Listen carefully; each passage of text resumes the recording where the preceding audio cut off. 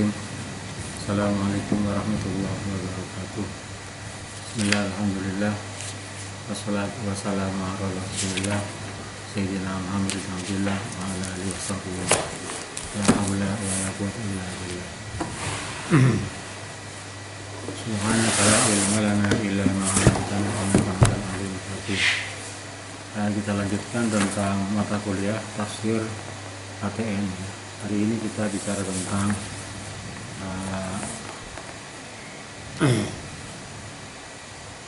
Al-Maidah ayat 51 ya. Al-Maidah ayat 51, topiknya adalah tentang kepemimpinan non-muslim ya. Kepemimpinan non-muslim. Al-Maidah ayat 51 dan Al-Imran ayat 28.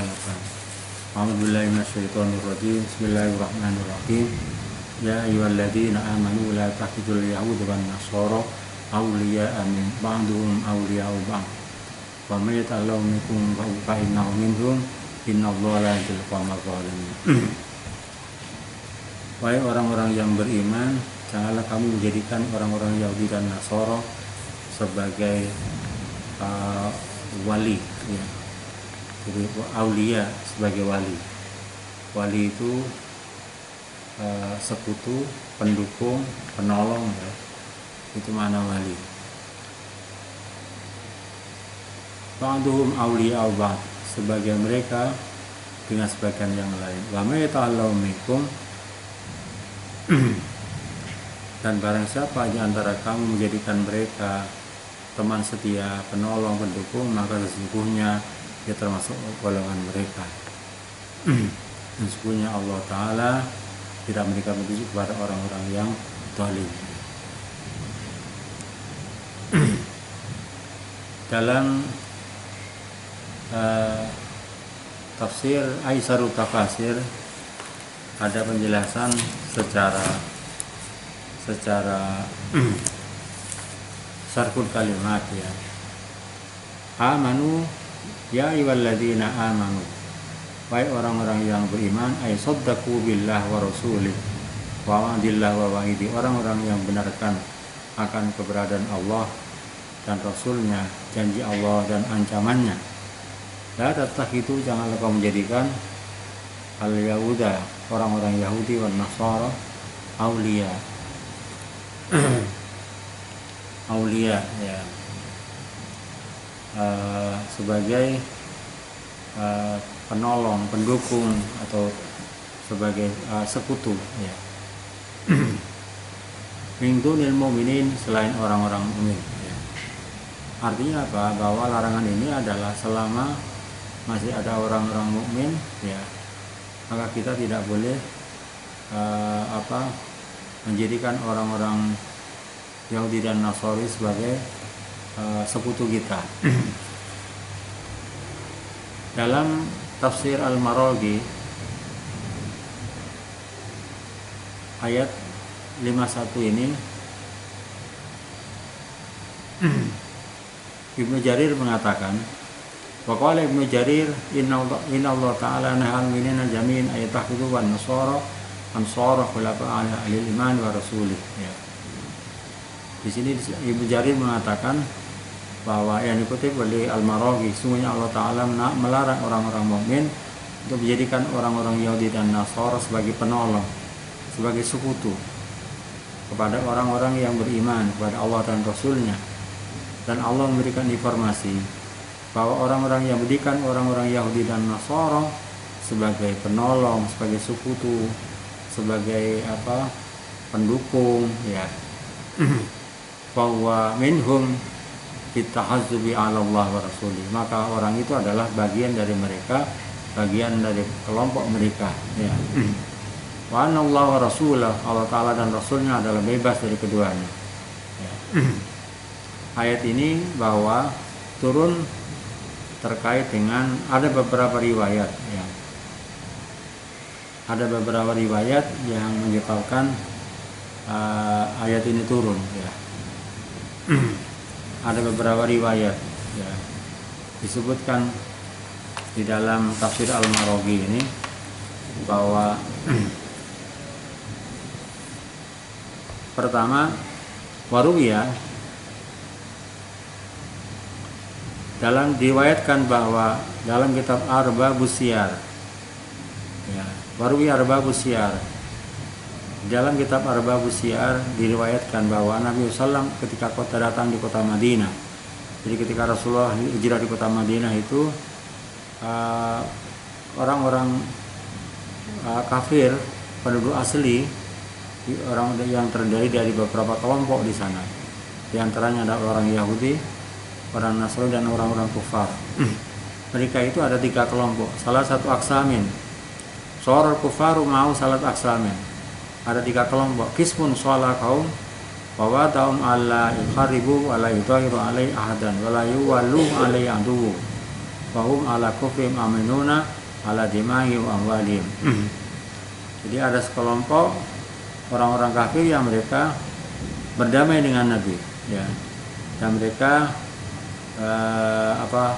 semacam melakukan semacam kesepakatan lah untuk tidak melakukan penyerangan kepada Nabi, ya, dan tidak melakukan embargo kepada Rasulullah dan para sahabatnya, ya.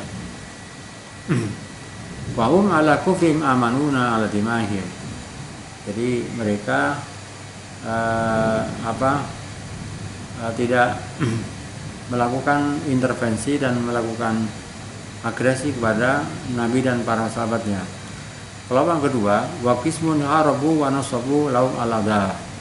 Kelompok kedua ada sekelompok orang-orang kafir yang memang mereka menyerang, melakukan semacam provokasi, melaksanakan mengganggu, ya, melakukan memerangi Rasulullah, ya, dan selalu menghidupkan permusuhan kepada Nabi. Yang ketiga adalah ada sekelompok orang-orang kufar, jadi membiarkan Rasulullah tidak melakukan perdamaian dan juga tidak melakukan peperangan, ya. Kemudian di antara mereka ada sekelompok orang yang memang kelihatannya adalah nampaknya mereka melakukan menolong, membantu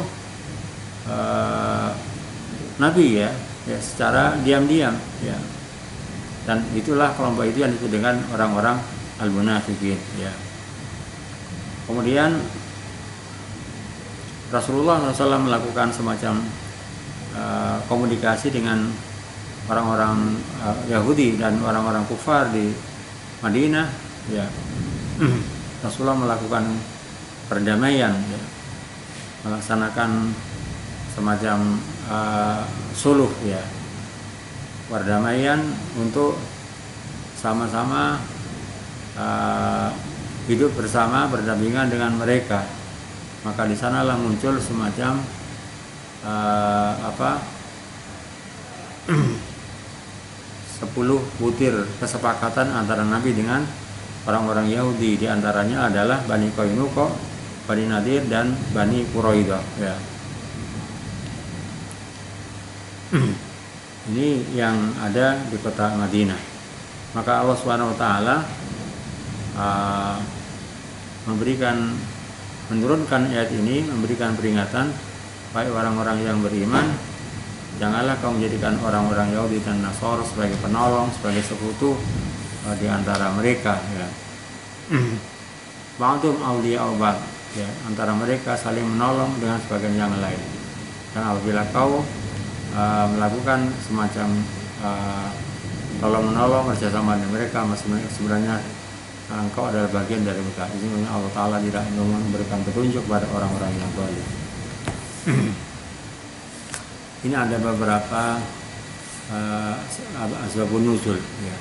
Kemudian asbabun nuzul yang kedua, bahwa orang bisa baru misalnya ayat an Ubadah bin Samit al-Ansari, Abdullah bin Ubay. Keduanya adalah mereka menjadi melakukan semacam menjadi sekutu dari orang-orang Yahudi kota Madinah. ya, bersekutu dengan orang-orang Yahudi kota Madinah.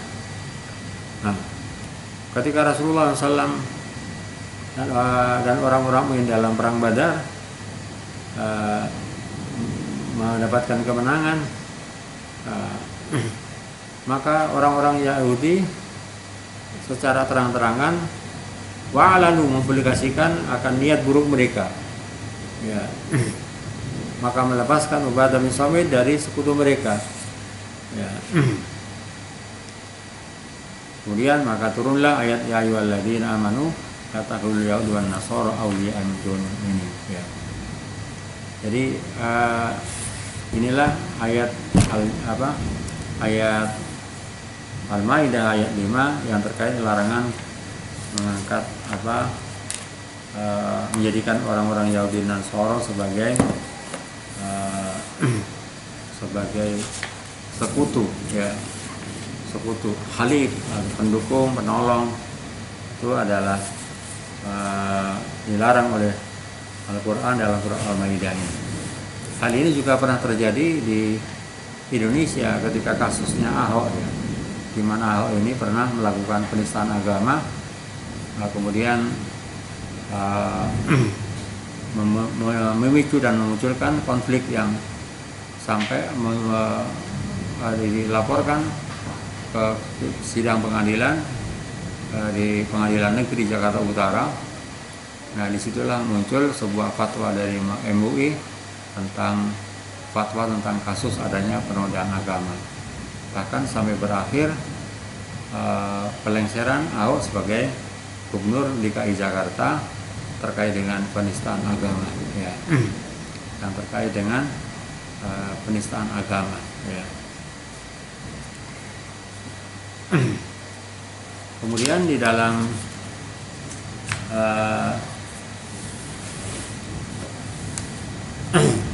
jadi poin daripada ayat 51 ini adalah bahwa ayat ini melarang orang-orang mukmin agar jangan menjadikan orang-orang Yahudi sebagai teman akrab yang akan memberikan pertolongan perlindungan, apalagi untuk dipercaya sebagai pemimpin, ya, ya. Selain dari ayat itu masih banyak ayat yang lain dalam Al-Quran yang menyatakan larangan terhadap orang-orang Yahudi dan Nasrani. Bahkan di dalam ayat Allah mengatakan walang tardu angkaya dua nasoro hatta tabi'a millatahum. Jadi lantardo di sana tidak akan rela, ya. Jadi bagaimanapun ini adalah warning dari Allah agar berhati-hati dalam mensikapi terkait dengan bagaimana kita menghadapi orang-orang Yahudi dan Nasara, ya. Kemudian di dalam ayat lain masih banyak ayat lain yang dalam Al-Quran yang menyatakan larangan seperti yang terhadap orang Yahudi dan Nasara. Diulang berkali-kali. Larangan ini juga dalam beberapa ayat Al-Quran menunjukkan persoalan ini sangat penting dan bila dilanggar akan mendatangkan bahaya yang besar, ya. Jadi larangan yang kedua, larangan ini juga berlaku atas pribadi. Orang-orang yang dilarang juga menjadikan Yahudi dan Nasara sebagai teman yang akrab, tempat melupakan rahasia dan kepercayaan seperti halnya dengan sama mukmin.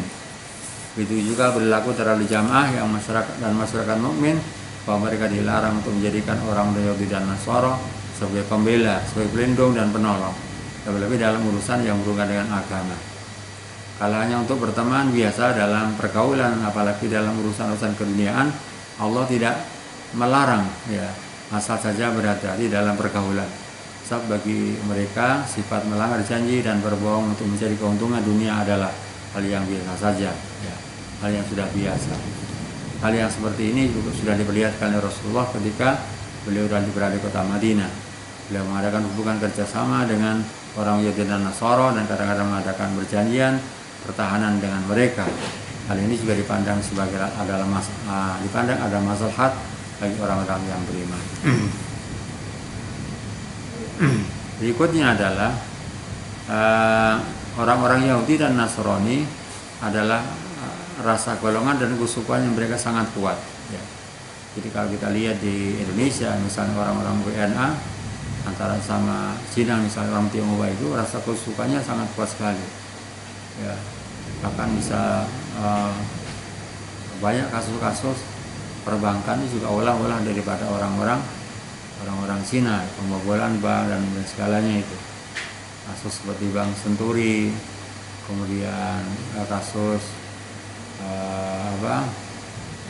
hampir kasus-kasus besar di Indonesia adalah ulah daripada orang-orang Nasrani, orang-orang Yahudi ya. Atau Joko Chandra misalnya, mereka menguasai dalam berbagai macam sektor ekonomi, tapi jika begitu sering banyak menjadi persoalan-persoalan yang dalam skala yang besar. Orang-orang Yahudi dan Nasrani itu rasa golongannya keseluruhan sangat kuat sekali, karena itu walaupun bagaimanapun baiknya hubungan mereka dengan orang mukmin, sehingga suka mengadakan perjanjian untuk kerjasama dengan mereka, tapi kalau akan merugikan golongan bangsanya, mereka tidak akan sekan-sekan untuk berbalik ke belakang, mengkhianati janji dan musuhi orang-orang mukmin. Kasus yang ada misalnya di Amerika misalnya, bagaimana orang-orang kelompok minoritas menjawab tekanan ya. Jadi seperti kasusnya di Perancis ya baru-baru ini terhadap penistaan agama, penghinaan terhadap agama, itu adalah kelompok orang-orang non-muslim dari kalangan Yahudi dan Nasrani. Kemudian di antara orang-orang Yahudi dan Nasrani, mereka selalu senantiasa tolong-menolong, bersatu dalam menghadapi orang-orang mukmin ya. Lahirnya baik tetapi hatinya selalu mencari kesempatan menghancurkan orang-orang mukmin. Akhir ayat ini menegaskan bahwa barang siapa yang di antara orang-orang mukmin yang menjadikan orang Yahudi dan sebagai teman, maka orang yang termasuk golongan mereka. Tanpa sadar, lambat laun orang itu akan terpengaruh, bukan akan membantu Islam, tetapi juga akan menjadi musuh Islam. Kalau dia telah menjadi musuh Islam, berarti dia telah menganiaya dirinya sendiri. Ketahuilah bahwa Allah Ta'ala akan memberikan petunjuk orang-orang yang aniaya pada jalan yang benar untuk mencari hidup yang bahagia di dunia dan akhirat. Kemudian di dalam ayat Al-Imran ya. Jadi kesimpulan ayat Maidah ayat 51 ini adalah Allah melarang kepada orang-orang mukmin untuk menjadikan orang-orang Yahudi dan Nasrani sebagai teman setia, pelindung, menolong ya. Orang mukmin tidak dilarang bergaul dan bersahabat dengan orang-orang Yahudi dan Nasrani dalam urusan duniawi, selama tidak akan merugikan orang-orang mukmin ya. Ketiga adalah hendaklah berhati-hati dengan orang munafik, karena mereka sudah saja mendekati orang Yahudi dan Nasrani dan meninggalkan orang-orang mukmin dengan bermacam-macam alasan, karena ada keuntungan yang diharapkan dari orang Yahudi dan Nasrani ya. Ini adalah beberapa poin dari ayat Al-Maidah ayat 51. Kemudian selanjutnya adalah ayat Al-Imran ayat 28. Al-Imran ayat 28. Al-Imran ayat 28. A'udzubillahi minasyaitonir rajim. La yattakhidul mu'minuna al-kafirina awliya'a min dunil mu'minin. Wa may yaf'al dzalika falaysa minallahi bi syai'in. Wa may yaf'al dzalika falaysa minallahi bi syai'in.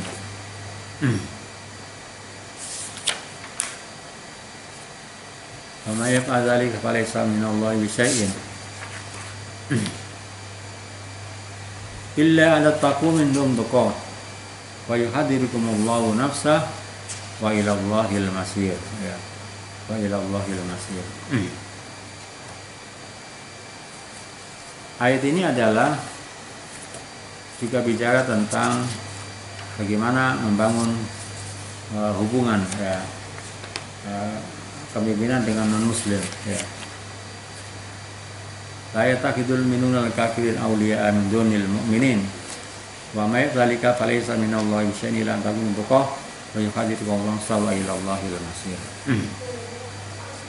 Di dalam tafsir Aisyah Tafasir disebutkan la yattakhid ay la yaj'al, janganlah menjadikan al-minuna orang-orang mukmin, al-kafirina orang-orang kafir, awliya'a. Aulia ini jamaknya wali, waliyun jamak aulia.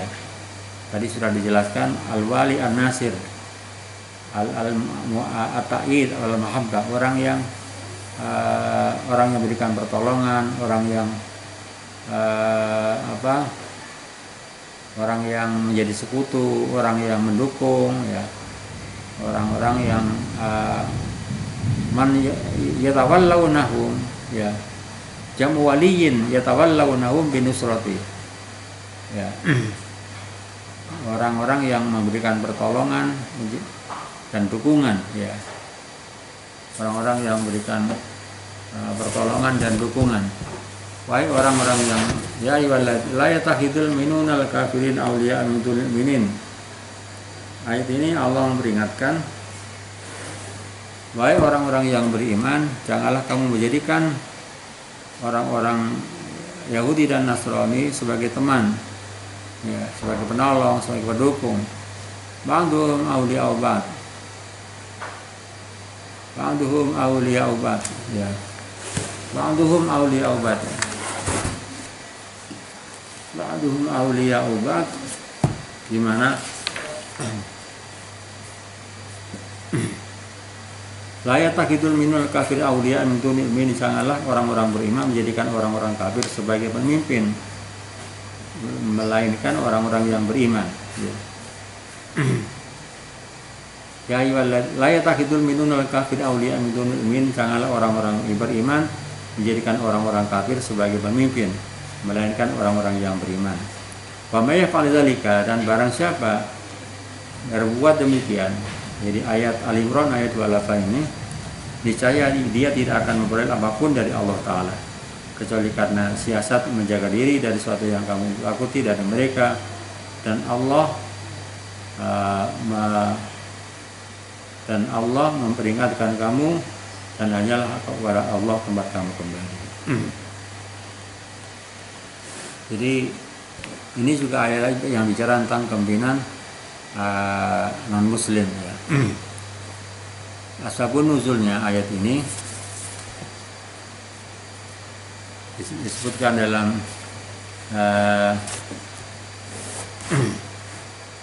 Aisarut Tafasir bahwa Ibnu Abbas, ya, menceritakan adalah Al-Ajjaj bin Amr ibnu Abi al-Fuqaik dan Qais bin Zaid, ketiganya dari golongan Yahudi, mengadakan hubungan rahasia dengan sebagian orang Ansor, maka mereka mau berpaling dari agama Islam. Maka Rifa'ah bin Muntir dan Abdullah bin Zubair, Sa'ad bin Khaisamah mencegah mereka mendekati orang-orang Yahudi. Tapi orang-orang Ansor tersebut tetap saja mengadakan hubungan rahasia dengan mereka, maka turunlah ayat ini, ya. Kemudian dalam riwayat lain disebutkan di antara para sejarawan menerangkan bahwa di antara orang-orang yang telah masuk Islam terperdaya oleh kemuliaan orang-orang kafir, lalu mereka mengadakan hubungan persaudaraan dan persahabatan yang akrab, saya menjadikan orang kafir sebagai orang yang dipercaya.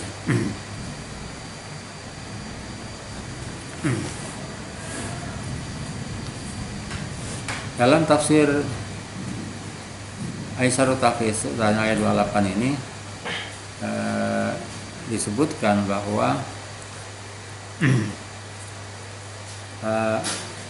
tafsir ayat 28 Al-Imran isinya adalah bahwa kaum muslimin dilarang menjadikan orang-orang kafir sebagai kawan yang akrab, pemimpin atau penolong, karena yang demikian itu akan merugikan mereka sendiri baik dalam urusan agama maupun dalam urusan kepentingan umat, apalagi jika dalam hal kepentingan orang-orang kafir telah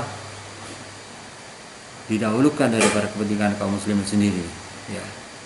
Hal itu akan membantu tersebar luasnya kekafiran, dan ini sangat dilarang oleh agama. Berikutnya juga ayat 28 ini Allah melarang orang-orang mukmin mengadakan hubungan akrab dengan orang-orang kafir, baik disebabkan karena kekerabatan, kawan lama, zaman jahiliyah zaman dulu, ya, atau karena bertetangga. Larangan ini tidak lain hanyalah untuk menjaga, memelihara kemaslahatan agama agar kaum muslimin tidak terganggu dalam usahanya untuk mencapai tujuan yang dikandung oleh agamanya. Adapun bentuk-bentuk persahabatan dan tujuan kerjasama yang kiranya dapat menjamin keselamatan orang Islam tidaklah terlarang, ya. Habis ini pernah mengadakan perjanjian persahabatan agama ini Huza'ah, sedang mereka itu masih dalam kemusyrikan, ya. Kemudian dinyatakan bahwa barang siapa yang menjadikan orang kafir sebagai penolongnya dengan menikahkan orang-orang mukmin, jadi selama ada orang mukmin maka dilarang kita menjadikan orang sebagai penolong kita, sebagai pemimpin kita dalam hal-hal yang memberikan madar kepada agamanya. Berarti dia telah melepaskan diri dari perwalian Allah, pertolongan Allah, dan tidak taat kepada Allah dan tidak taat menolong agamanya. Inilah berarti bahwa imannya kepada Allah telah terputus dan ia telah tergolong orang-orang yang kafir. Wa may tallahu minkum fa innahu minhum. Karena siapa di antara kamu yang menjadikan mereka teman setia, maka sesungguhnya dia termasuk orang-orang golongan mereka. Berikutnya bahwa ayat ini juga berisi tentang orang mukmin boleh mengadakan hubungan akar dengan orang-orang kafir dalam keadaan takut mendapatkan kemudaratan atau untuk memberikan kemanfaatan bagi muslim. Jadi boleh kita mengadakan hubungan akar dengan orang kafir, tetapi dalam kondisinya adalah istilahnya taqiyah, ya, untuk menjaga.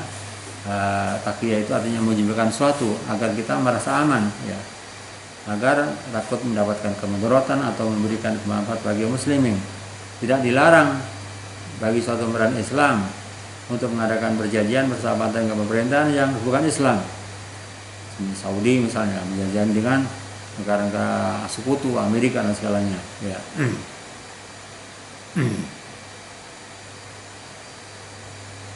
Dengan maksud untuk menolak kemudaratan, ya, atau untuk mendapatkan kemanfaatan, ya.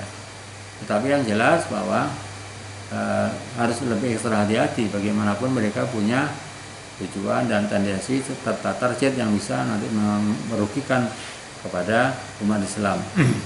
Kebolehan mengadakan persahabatan ini tidak khusus hanya dalam keadaan lemah saja, tapi juga boleh dalam sembarang waktu, dalam setiap waktu, sesuai dengan kaidah darul mafasid muqaddamun ala jalbil masalih. Darul mafasidi muqaddamun ala jalbil masalih. Menolak kerusakan lebih utamakan daripada mendatangkan kemaslahatan. Jadi berdasarkan kaidah ini, para ulama membolehkan taqiyah, ya.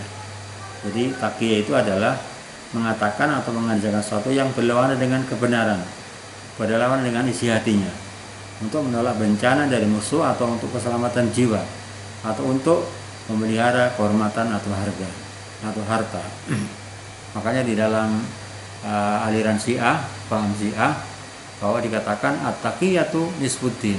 Orang-orang Syiah itu sering bersikap taqiyah, jadi menyembunyikan sesuatu yang berlawanan dengan hati nuraninya. Dalam rangka apa? Dalam rangka untuk menyelamatkan jiwanya. Maka dikatakan at-taqiyatu nisbuddin, bahwa sikap taqiyah adalah separuh dari ajaran agama. La syi'ata liman la taqiyatahu. Tidak termasuk golongan orang Syiah kalau tidak memiliki sikap taqiyah. Itu dalam doktrin teologi daripada ulama paham Syiah, bukan ahli sunnah, ya. Jadi dalam hal ini juga berdasarkan kaidah dal'ur mafasid muqaddamun ala jalbil masalih, ya. Para ulama membolehkan taqiyah, ya. Artinya apa?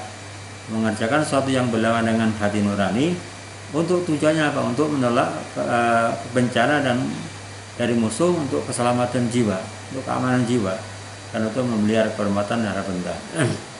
Barang-barang siapa yang mengucapkan kata-kata kufur karena dipaksa, ya, illa man udriba qalbuhu mutma'innan bil iman, ya, sedangkan hatinya tetap beriman, karena untuk memelihara diri dari kebinasaan, dari kehancuran, maka dia tidak dikatakan menjadi orang kafir. Maka dikatakan dalam ayat lain illa man ukriha wal qalbu mutma'innun bil iman. Jadi orang dipaksa itu, ya, asalkan hatinya tetap tidak menerima atau tidak tetap beriman, tidak ada masalah, ya. Karena dalam ajaran Islam ada istilahnya untuk menjaga maqasidus syariah. Jadi esensi untuk kemaslahatan tujuan daripada esensi hukum adalah menjaga 5 hal: menjaga jiwa, menjaga harta, menjaga kehormatan, menjaga akal dan menjaga hati ya. Jadi makanya orang mengucapkan kata-kata kufur karena dipaksa, sedangkan hatinya tetap beriman.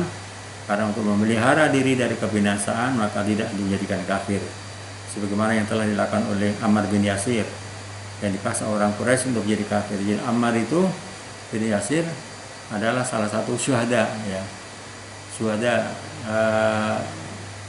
awalus syuhada di Islam, jadi orang yang pertama di masa dalam Islam, karena Ammar dipaksa untuk mengatakan dipaksa sampai tubuhnya itu dijatuhi batu yang besar ya, dan pada akhirnya dia mengatakan ahad ya. Itu teror yang telah dilakukan oleh Ammar bin Yasir, dan ibunya bernama Sumayyah itu adalah awalus syahidin, orang yang pertama maksudnya dalam Islam. Sedangkan hatinya tetap beriman ya. Man kafara billah dalam surah An-Nahl ayat 106, man kafara billahi min ba'di imani illa man ukriha qalbuhu an bil iman walakin masyraka bil kufri sadrun falyghadab minallah wa lahum adzabun alim. Karena siapa yang kafir kepada Allah setelah dia beriman, dia mendapatkan kemurkaan Allah, kecuali orang-orang yang dipaksa kafir padahal hatinya tetap dalam barang iman. Tapi orang-orang yang melapangkan dadanya untuk kekafiran, maka kemurkaan Allah menimpa mereka, akan mendapatkan azab yang besar. Ini adalah hal yang terkait dengan Al-Imran ayat 28 ya. Ayat 28 ya. Kemudian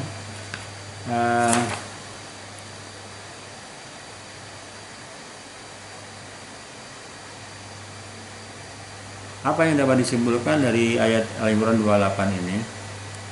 Pertama, umat Islam dilarang menjadikan orang kafir sebagai teman akrab.